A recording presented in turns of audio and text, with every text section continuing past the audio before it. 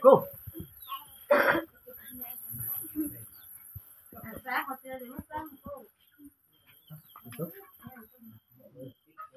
Muốn gì thế? Ui mấy chú xì xì pan nữa. Ừ.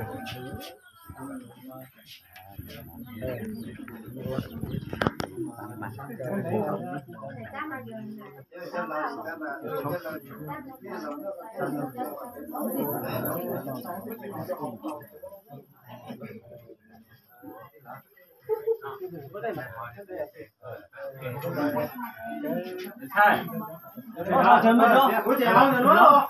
Đâu chị không rồi hết. Đó, cái không rồi nó. Chị mới nó. Thì là phải đều.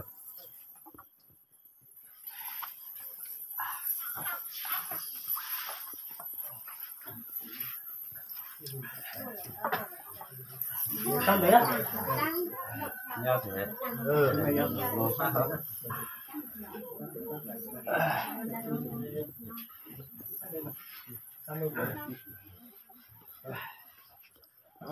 Sang đấy mua mẹ ăn nhiều vào sử dụng con gì làm chỉ có thể chỉ có thái này nó nhiều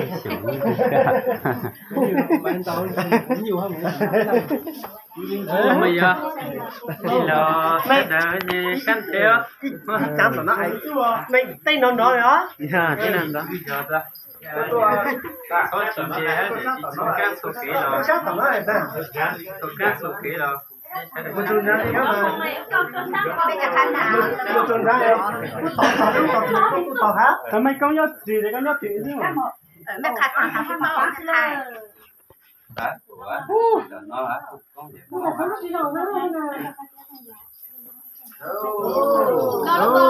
con tao muốn tao sợ rồi tao muốn tao rồi cháy cháy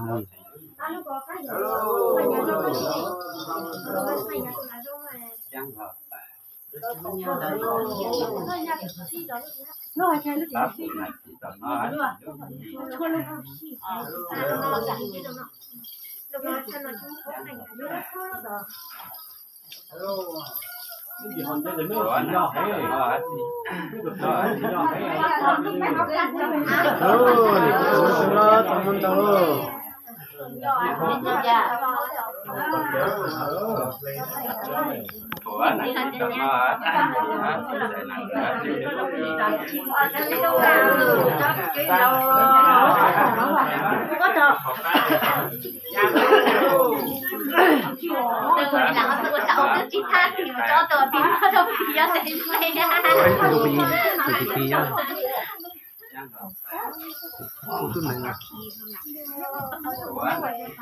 thì lâu này chị chỗ khóa rồi chị Hà nhé bạn ơi để nhá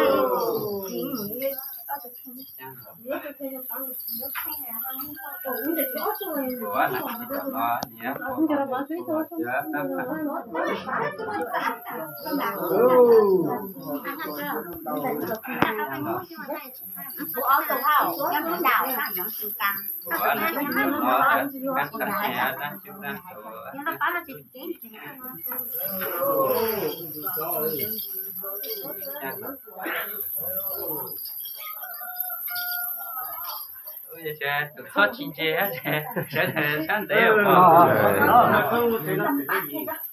có được mẹ chị thì bố mẹ chị sẽ nhảy chị nhảy được không tại vì xài mỗi mỗi mẹ chị sẽ nhảy nó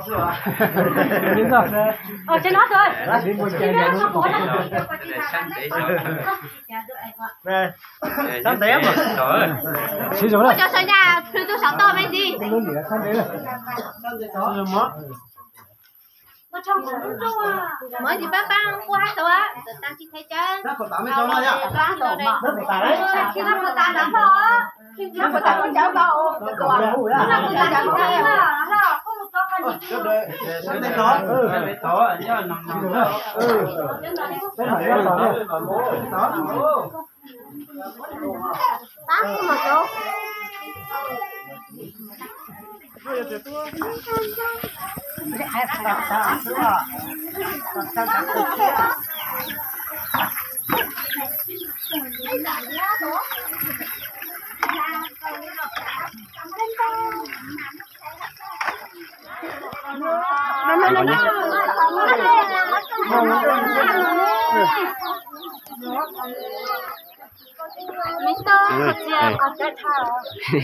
ở trong xa đó phải quay phim ôi chú ơi chú về giàu thôi